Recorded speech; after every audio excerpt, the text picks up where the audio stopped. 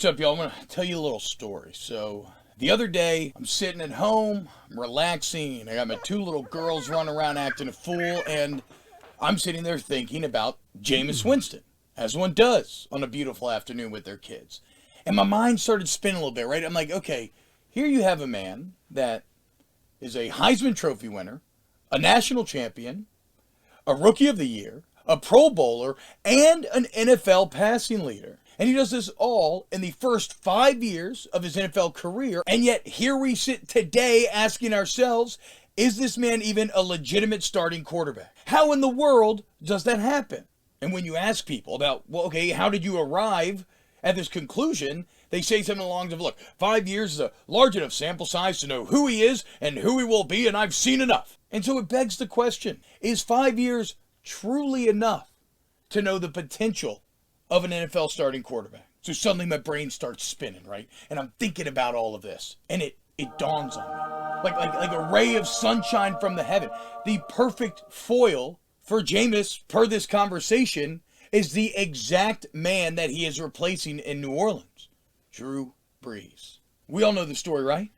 Brees, highly drafted to San Diego out of college, did not do enough to convince the Chargers that he was their guy. After 5 years, they draft Phillip Rivers. He's forced out of town. He lands with Sean Payton in New Orleans, and the rest is Super Bowl winning and Hall of Fame history. So if you get where I'm going with this, already at this point, my loins were starting to become a bit engorged. There's a potential narrative echo here that could cause me to run headlong into Jameis Winston's arms. But I told myself, I said, T-Bob, let's calm down.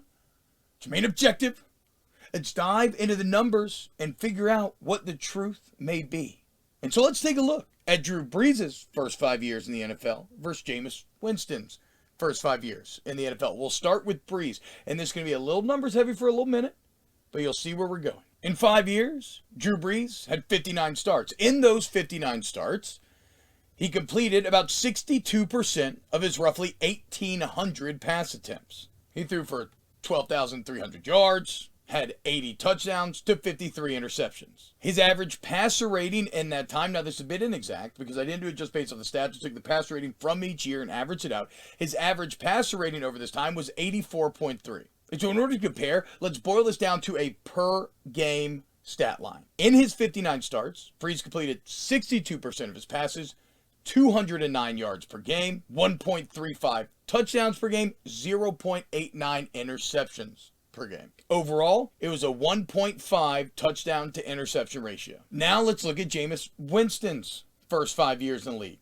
70 starts. So what you're going to see is more starts, higher volume. He was asked to throw the ball more. Winston tends to have more of everything. And in those 5 years, he completed 61.5% of his roughly 2,500 pass attempts. He threw for 19,700 yards, 121 touchdowns to 88 interceptions. He had an average passer rating of 87.4. And if we boil it down to the per game stat line, in 70 starts, Winston completed 61.5% of his passes, 281 yards per game, 1.72 touchdowns per game, and 1.2 interceptions per game. And through it all, he had a 1.375 touchdown to interception ratio. And so as you see, look, in the end, despite the fact that Winston had a much higher volume than Drew Brees, when you average it out, they were shockingly similar quarterbacks in their first 5 years in the league. Brees, 62% completion. Jameis, 61.5.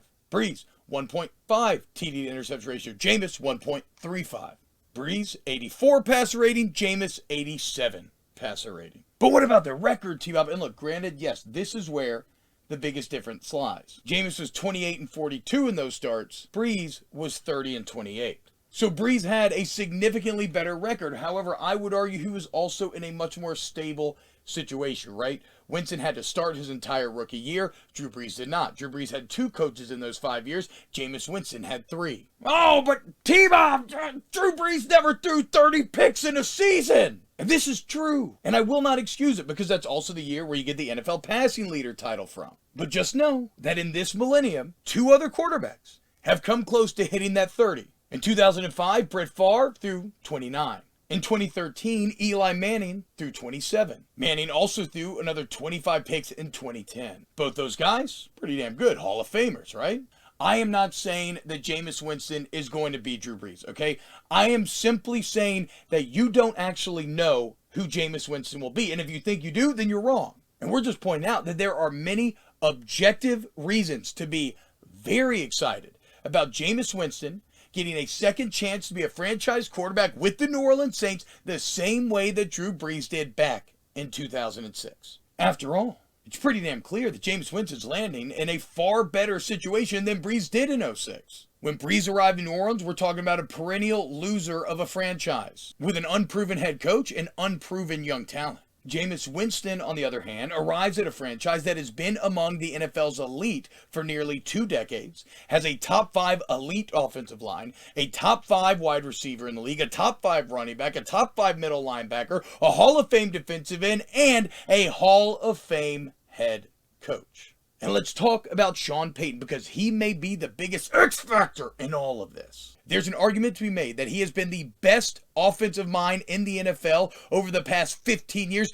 and you can't say it's just because of Drew Brees, because we've seen Sean Payton manufacture success in a myriad of different situations. Young Brees, with arm talent, he had great success. Brees gets older and older. Suddenly can't throw the ball over 15 yards. Still has great success. Teddy Bridgewater enters the lineup. Saints go 8-0. Taysom Hill enters the lineup. Saints have a winning record. The bottom line is that throughout all the changes, Sean Payton has kept the Saints offensively productive and winning football games. So yeah, if you're asking me, am I a little excited about Jameis Winston being the quarterback of the New Orleans Saints? You could say I'm pretty damn pumped up. The bottom line, Jameis Winston, he's put in the work over the offseason. He's won over the locker room. And he has a black and golden opportunity to erase his past and build his future in the exact same way that Drew Brees did 15 years ago. So what say you? Are you joining the Jameis Winston hype train? Because I'm now the conductor and we're leaving the station! You don't want to get left behind. Agree? Disagree? Let me know in the comments. As always, like the video, subscribe, hit the bell. It all helps us, and we'll see you next time here on the videos.